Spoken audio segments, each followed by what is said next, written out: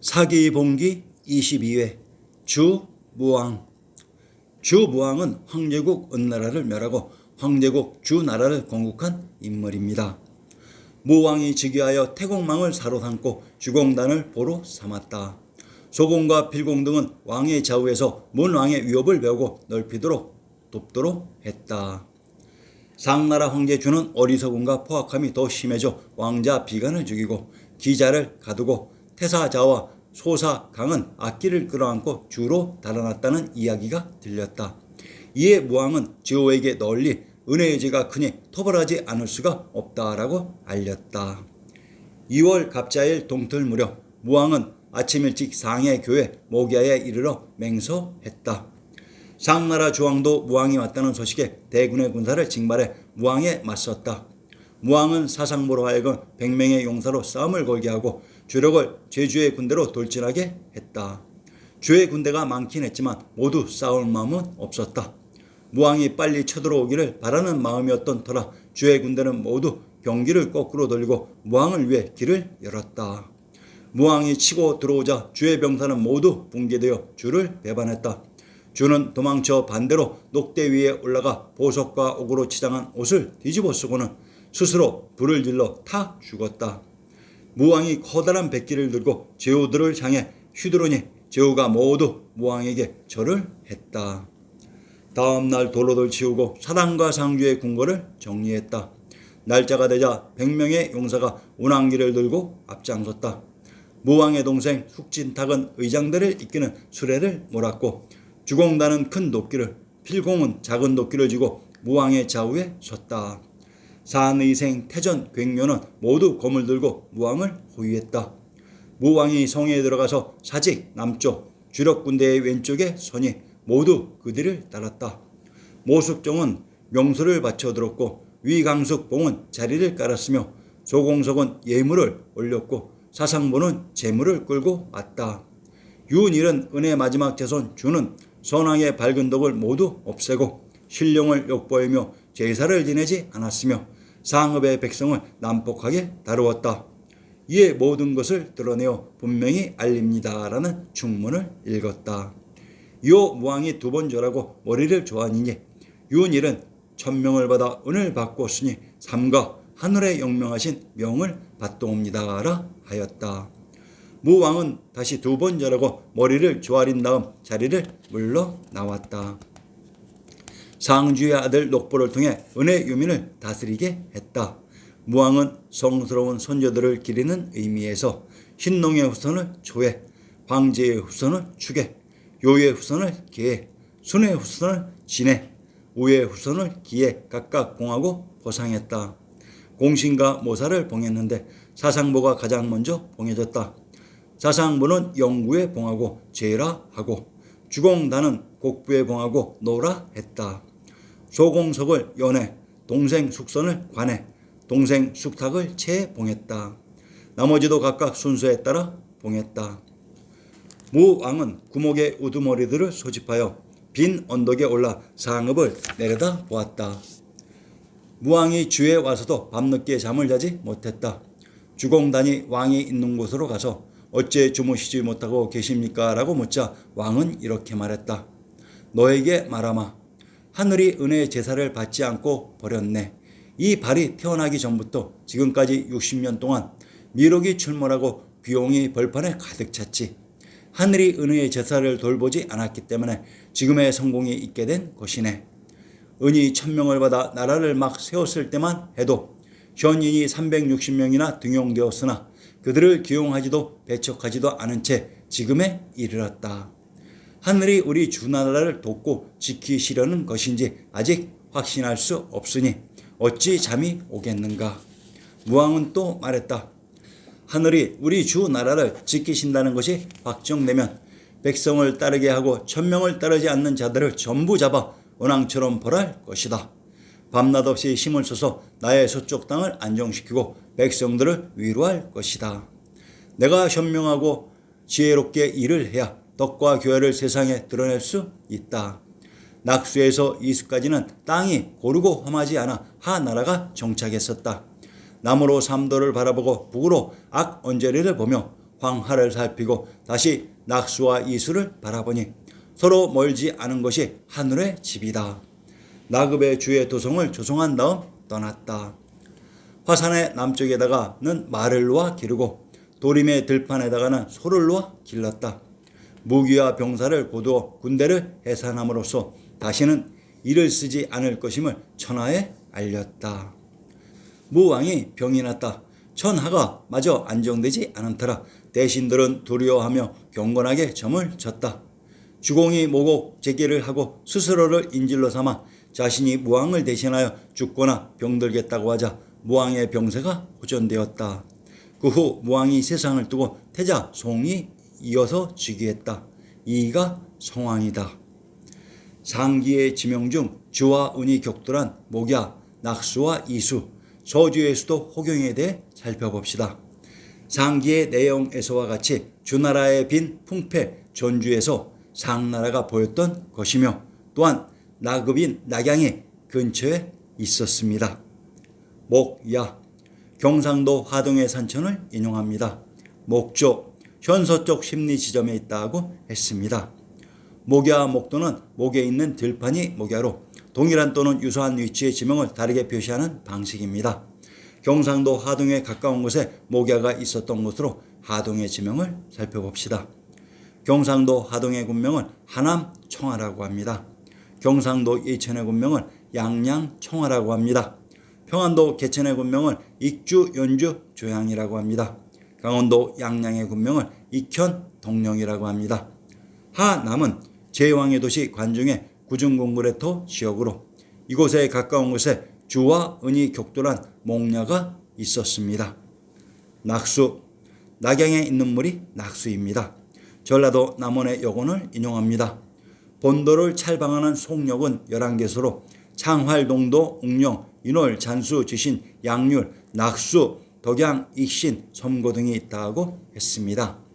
낙수가 남원에 포함되었던 것으로 남원의 지명을 살펴봅시다. 전라도 남원의 군명을 용성, 고룡, 대방이라고 합니다. 전라도 용담의 군명을 물고, 옥천이라고 합니다.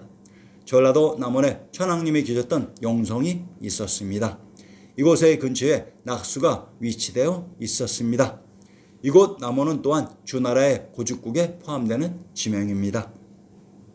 이수, 이수와 이천은 동일한 지명을 다르게 표시하는 방식입니다. 강원도 이천의 산천을 인용합니다. 성산, 현해 북쪽 1위에 있는데 진산이다라고 했습니다. 평안도 송천의 군명을 성주, 송량, 담을, 절범부여, 비류라고 합니다. 성주에 있는 산이 성산으로 성천이란 천조가 있었던 개경의 이름인 성도이기도 합니다. 강원도 이천의 사묘를 인용합니다. 김수원의 시에 이천의 물은 일만구렁을 싣고 두 강물이 와서 합류하는 곳 산은 높고 가파르다. 사람들 말에 그 밑에는 용의 집이 있는데 그 가고 고유한 수부 깊이를 측량할 수 없다네라고 했습니다. 용의 집이란 흰시계천의 무대 천왕님이 계셨던 용성으로 천조가 있었던 이주의 개경서울에서 천왕님이 계셨던 경주의 남양 남원은 가까운 거리였습니다. 경주의 지명 중 4등 이천, 황천이라고도 한다. 부해동쪽 24리에 있다. 그 논이 토암산에서 나와 소천으로 들어간다고 했습니다. 경주에 등장하는 이천의 정체를 밝혀보자. 이천을 황천이라고 합니다. 4등 이천과 토암산은 모두 경주의 지명들입니다. 경상도 상주의 산천을 인용합니다. 이천, 그 근원이 둘이 있는데 하나는 적산에서 나오고 하나는 비지산에서 나와서 주서쪽 오리에서 합하여 성을 안고 동으로 흘러 동안진으로 들어간다. 방문 중에 향교류의 시에 말한 뜰 밑에 이천 사수에 연하였다는 것이 그것이다 라고 했습니다. 경상도 상주의 여군을 인용합니다. 낙양역 주서쪽 삼리에 있다고 했습니다. 상주가 낙양과 가까이 있었던 곳으로 이곳으로 이수가 흘러갔던 것입니다. 이천에 가까이 흘렀던 사수의 지명도 살펴봅시다. 사수와 사천은 동일한 지명을 다르게 표시하는 방식입니다. 경기도 사천의 군명을 사수, 사주, 동성이라고 합니다. 동성이란 초한지의 영웅 항우가 최후를 맞은 장소입니다. 강원도 이천에 가까운 곳에 동성이 있었다고 합니다. 강원도 이천의 산청과 고적을 인용합니다. 송산, 현해 북쪽 이리에 있는데 진산이다. 송산 고성이 강원도 이천에 있다고 했습니다. 평안도 송천의 군명을 송주 절본부요 송량 비류라고 합니다. 송산이 있는 곳이 송주입니다. 송천은 개경의 지명인 송도로, 이곳은 또한 송씨가 기출된 장령이기도 합니다. 호경, 우리의 지리지 신증동국 여지스남에서는 호경을 평안도 평양의 군명으로 조작했습니다. 그러나 소주의 수도였던 호경은 제왕의 도시 관중으로 여산 봉화의 주인공 주 유왕에서 입증해 드리겠습니다. 주 나라가 황제국이 되기 이전의 고죽국을 또한 빈국이라고 했습니다. 대개 빈은 하의 열국으로 주의 성국이다. 이 빈이 수도의 이름으로 있는 나라가 유럽에 있습니다. 오스트리아의 수도는 빈입니다. 신성 로마 제국을 건국한 주인공이 고려 태조 왕건의 큰 아들 해종으로, 그분의 모친이 나주 오씨라고 했습니다. 나주의 군명이 천조인 비단금자의 금성입니다.